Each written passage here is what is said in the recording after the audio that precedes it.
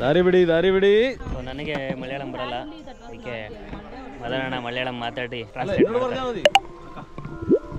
ಹಿಂಗಿರೋ ಬರ್ತಾವ ಏನು ಮಾಡ್ಬೋದಂತ ಮಾಡ್ಬೇಕು. ಓಕೆ, ನಮ್ಮ ಮುಖ್ಯವರು ಹೊಸ ಟಾಸ್ಕ್ ಕೊಟ್ಟಿದ್ದಾರೆ.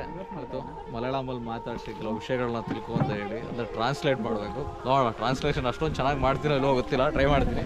ಚಂದ ಬೇರೊಂದೇಟ വിജേഷ് എന്താ പറയുക സ്രോ ഇവിടെ നമ്മളിപ്പോൾ ഡെയിലി ഇത് തന്നെയാണോ പണി? പിന്നെന്താ മെയിനായിട്ട് പണി? അതെയോ, എന്താ പഠിച്ചിരിക്കുന്നത്?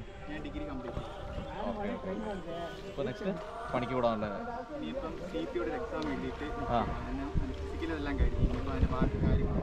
Okay okay okay.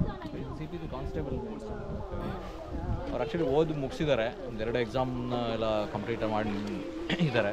Next constable exam ಬರೀತಾರಂತೆ, ಅದು ಮುಗಿಸ್ಕೊಂಡು ನೆಕ್ಸ್ಟ್ ನಾನು ಜಾಬಿಗೆ ಟ್ರೈ ಮಾಡೋಣ ಅಂತ ಪ್ಲ್ಯಾನ್ ಮಾಡ್ತಿದ್ದಾರೆ. ಕ್ಯಾಬ್ನ ತೆಗೆದುಬಿಡ್ತೀನಿ, ತುಂಬ ಅಕ್ವರ್ಡ್ ಆಗಿದೆ ಕಲರ್.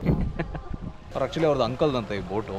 ಸೊ ಅವ್ರದ್ದು ಹೆಂಗೆ ಅಂತ ಹೇಳಿದ್ರೆ ಮೈನ್ ಸೋರ್ಸ್ ಅವ್ರ ಅಂಕಲ್ಗೆ ಇದಾಗಿರುತ್ತೆ, ಬಟ್ ಇವ್ರಿಗೆ ಬಂದು 50% ಆಗಿರುತ್ತೆ. ಏನು ಸಿಗುತ್ತೆ ಆ ದುಡ್ಡಿನಲ್ಲಿ 50% ಇವ್ರಿಗೆ, 50% ಅಂಕಲ್ಗೆ. ಮತ್ತು ಕೆಲವೊಂದು ಬೋಟ್ಸ್ಗಳಿದ್ದಾವೆ, ಫಿಶರ್ಮ್ಯಾನ್ಸ್ ಅಲ್ವ ಅಂತ ಇಲ್ಲಿರೋ ಜಾಸ್ತಿ ಜನ ಆಲ್ಮೋಸ್ಟು ಈ ಥರ ಇದು ಟೂರಿಸ್ಟ್ನ ಕಾನ್ಸಂಟ್ರೇಟ್ ಮಾಡೇ ಇದು ಮಾಡ್ತಾರಂತೆ. ಸ್ವಲ್ಪ ಪಂಚಾಯತ್ ಬೋಟ್ಸ್ಗಳು ಕೂಡ ಇದ್ದಾವೆ. ಆ ಪಂಚಾಯತ್ ಬೋಟ್ಸ್ಗಳು ಪರ್ಟಿಕ್ಯುಲರ್ ಸರ್ವಿಸ್ ಕೊಡಲ್ಲ ಈ ಥರ, ಬಟ್ ಇದ್ದಾವೆ. ಸ್ವಲ್ಪ ಚೀಪಾಗಿ ವರ್ಕೌಟ್ ಆಗ್ಬೋದು ಅನ್ಕೋತೀನಿ ಕಂಪೇರ್ ಟು ಇದನ್ನು ನೋಡಿದ್ರೆ. ಓಣಂ ಟೈಮಲ್ಲಿ ಇಲ್ಲೊಂದು ವಳ್ಳಂ ಕಳಿ ಅಂತ ಹೇಳ್ತಾರೆ. ವಳ್ಳಂ ಅಂತ ಹೇಳಿದ್ರೆ ಬೋಟ್ ಅಂತಲೇ ಹೇಳಿ. ಈ ಬೋಟದೊಂದು ಕಾಂಪಿಟೇಷನ್ ಮಾಡ್ತಾರೆ, ನೀವೆಲ್ಲ ನೋಡಿರ್ಬೋದು. ಹುರ್ರೆ ಅಂದ್ಕೊಂಡು ಇದು ಮಾಡ್ತಾ ಇರ್ತಾರೆ, ಸೌಂಡ್ ಬರ್ತಾ ಇರ್ತಾರೆ, ನೀವು ಯೂಟ್ಯೂಬಲ್ಲೆಲ್ಲ ನೋಡಿರ್ಬೋದು. ಆ ಥರ ಒಂದು ಕಾಂಪಿಟೇಷನ್ ನಡೆಯುತ್ತೆ ಓಣಮ್ಗೆ. ಓಣಮ್ ಇನ್ನೇನು ಹತ್ರನೇ ಇದೆ, ಮೇ ಬಿ ನೆಕ್ಸ್ಟ್ ಮಂತ್ ಅಂತ ಅಂದ್ಕೊಳ್ತೀನಿ. ಸೊ ಅವ್ರೇನು ಹೇಳ್ತಿದ್ದಾರೆ ಅಂತ ಹೇಳಿದ್ರೆ, ಇನ್ನೊಂದು ಪಾಯಿಂಟ್ ಇದೆ ಇಲ್ಲಿಂದ. ನಾವು ಎಲ್ಲಿಂದ ಸ್ಟಾರ್ಟ್ ಮಾಡಿದ್ವಿ ಅದ್ರ ಅಪೋಸಿಟ್ ಸೈಡು. ಆ ಅಪೋಸಿಟ್ ಸೈಡ್ ಹೋದರೆ ನಮಗೆ ಎಲ್ಲಿ ಆ ವಳ್ಳಂ ಕಳಿ ಅಂತ ಏನು ಹೇಳ್ತಾರೆ, ಆ ಕಾಂಪಿಟೇಷನ್ ಎಲ್ಲಿ ನಡೆಯುತ್ತೆ ಆ ಪ್ಲೇಸ್ಗೆ ಹೋಗ್ಬೋದು. ಬಟ್ ಇವ್ರೇನು ಹೇಳ್ತಿದ್ದಾರೆ ಅಂದರೆ, ಇಲ್ಲಿ 8 ಪಾಯಿಂಟ್ಗಳಿದ್ದಾವೆ. ಇದಲ್ಲದೆ ಟೋಟಲಿ 8 ಪಾಯಿಂಟಿಂದ ಎಲ್ಲೇ ಹೋದ್ರೂ ಫೈನಲ್ ನಾವು ಮ್ಯಾಂಗ್ರೋವ್ ಫಾರೆಸ್ಟ್ಗೆ ರೀಚ್ ಆಗ್ತೀವಿ. ಅದೇ ಕೂಡ ನಮ್ಮದು ಮೇಯ್ನ್ ಸ್ಪಾಟ್ ಇದೆ. ಬಟ್ ಇಲ್ಲಿಂದ ಸ್ಟಾರ್ಟ್ ಮಾಡೋದ್ರಿಂದ ಅಡ್ವಾಂಟೇಜ್ ಏನಂತ ಹೇಳಿದ್ರೆ, ಎಲ್ಲ ಇದನ್ನು ನಾವು ಟಚ್ ಮಾಡಿಕೊಂಡು ಕವರ್ ಮಾಡಿಕೊಂಡು ಹೋಗ್ಬೋದು ಅಂತ ಅವ್ರ suggestion. So maybe different ಪಾಯಿಂಟ್ಸ್ಗೆ ಹೋದರೆ ಡಿಫ್ರೆಂಟ್ ವ್ಯೂ ಪಾಯಿಂಟ್ಸ್ ಇರ್ಬೋದು. ಬಟ್ ನನಗೆ ಏನು ಅನಿಸ್ತದೆ ಅಂದರೆ, ಮೋರ್ ಆರ್ ಲೆಸ್ ಸೇಮೇ ಇರುತ್ತೆ. ಯಾಕೆಂದರೆ ಎಲ್ಲ ಕಡೆ ಫುಲ್ಲು ತೆಂಗಿನ ಮರ ಎಲ್ಲ ಇರೋದ್ರಿಂದ ಮತ್ತು ನೀರು ಇದೆಲ್ಲ ಇರೋದ್ರಿಂದ ಸೇಮ್ ಇರುತ್ತೆ. ಇದು ಬ್ಯಾಕ್ ವಾಟರ್ ಅಲ್ಲ, ಇದು ಕಲ್ಲಡಮ್ ಅಂತ ಏನೋ ಒಂದು ರಿವರ್ ಅಂತ ಹೇಳಿದ್ರು. ಸೊ ಮೇ ಬಿ ಅದರದ್ದು ಪಾಯಿಂಟ್ ಬಂದು ಕನೆಕ್ಟ್ ಆಗುತ್ತೆ ಸಿಗೆ ಅಂತ ಅಂದ್ಕೊಳ್ತೀನಿ. ಮುಖೇಶ್ ಅವ್ರು ಏನು ಅನಿಸುತ್ತೆ? ಇದೊಂಥರ ಡಿಫ್ರೆಂಟ್ ಎಕ್ಸ್ಪೀರಿಯೆನ್ಸು. ಆ ಬೋಟ್ ಒಂದ್ಸಲ ಕೇಳಿ ಏನಕ್ಕೆ ಎಲ್ಲ ಮನೆ ಮುಂದೆನೂ ಇರುತ್ತೆ ಅಂತ. ഇതോടെല്ലാം ചെറിയ ചെറിയ ബോട്ട് ഉണ്ടല്ലോ ഏട്ടാ, എല്ലാ വീട്ടിൻ്റെ മുമ്പിലും വെള്ളം പോലെ ചെറുതായിട്ട് അവർ സ്വന്തമായിട്ട് ഉപയോഗിക്കുന്നു. അത് വെറും കറങ്ങാൻ മാത്രം ഉപയോഗിക്കുന്നതാണോ, അല്ല അവർ മീൻ പിടിക്കാനോ? ഇതിലോ മീനില്ല. ഓക്കെ.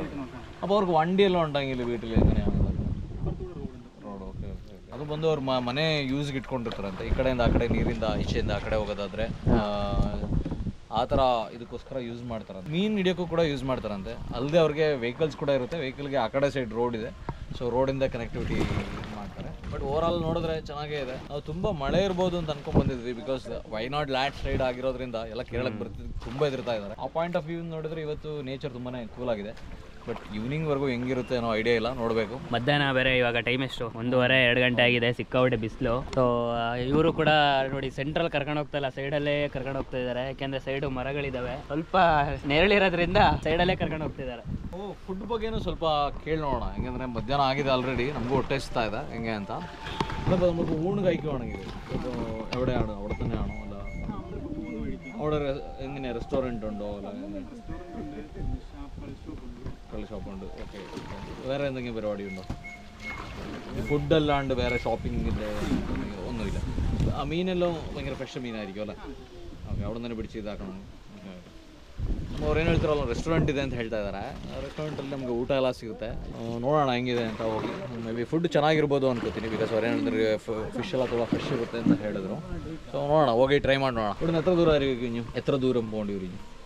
ആ ഫുഡ് കഴിക്കാൻ പോകാനാണെങ്കിൽ ഓക്കെ ഒരു 15 മിനിറ്റ്. അല്ലാതെ നമ്മളിപ്പം ഈ കനാല് വഴി കയറി വെള്ളത്തിൽ ഇറങ്ങുന്ന രണ്ട് ആർച്ചിലെല്ലാം കയറി ലാസ്റ്റ് ഫുഡ് കഴിക്കുന്നെങ്കിൽ ഒരു മണിക്കൂർ. പിന്നെ നമ്മൾ വെള്ളത്തിലൊക്കെ ಸ್ಪೆಂಡ್ ചെയ്യുന്ന ಟೈಮ್ ಡಿಫ್ರೆಂಟ್ ಇರುತ್ತೆ.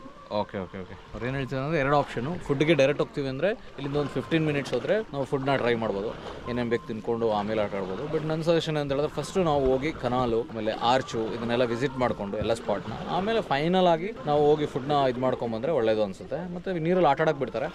ಡಿಪೆಂಡ್ಸ್ ಆನ್ ಅಸ್ ನಾವು ಎಷ್ಟು ಟೈಮ್ನ ಸ್ಪೆಂಡ್ ಮಾಡ್ತೀವಿ ವಾಟ್ರಲ್ಲಿ ಅಷ್ಟು ನಮಗೆ ಡಿಲೇ ಆಗುತ್ತೆ. ನೋಡೋಣ ಹೆಂಗಿರುತ್ತೆ ಅಂತ. ಮುಖೇಶ್ ಅವರೇ, over to you. Thank you Madanna translate ಮಾಡಿದ್ದಕ್ಕೆ.